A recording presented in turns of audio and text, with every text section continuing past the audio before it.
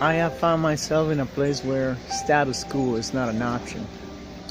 When I discovered that there are many things to do every day and you have the possibility to plant seeds that can transform people's lives, uh, it's amazing because you are not unhappy. You have something to do about your life, and that is waking up where you are and just thinking in planting new seeds wherever you go. Seeds of happiness, seeds of success, seeds of how life has treated you, and how many beautiful and wonderful things you receive because of being the person of who you are.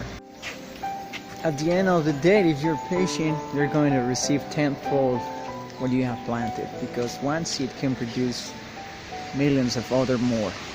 So go and conquer the world. Be happy and make other people's lives happy.